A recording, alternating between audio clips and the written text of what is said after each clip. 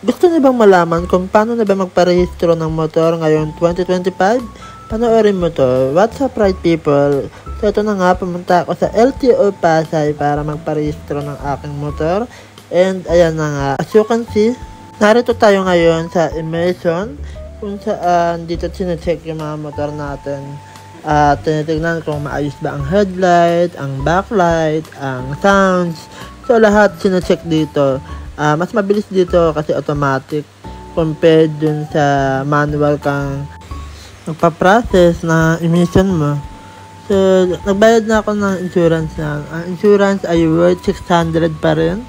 Tapos habang inintay ko yung insurance ko, dito na ako pumunta, dito na ako dinala. So ang tagal ko kasi lunch time ako pumunta dyan.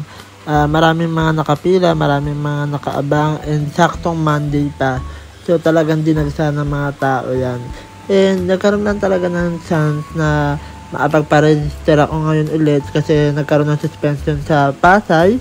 So walang pasok kaya ginrab ko na yung opportunity. So finally, ayan, nakasalang na yung motor ko. Every time na magpapacheck ako, kinakabahan pa rin ako kasi matagal na yung motor ko and alam kong marami na sang diferensya, meron na sang saltik. Ayan, pero ayun, nakapasa pa rin naman ako. Ang emission nga pala ay worth 600. Tapos nandito na ako sa LTO para kunin yung OR ko. Tapos sa OR naman 250 basta hindi ka late registered. So I hope na nakatulong ako sa inyo. Yun lang, don't forget to like, share, and subscribe.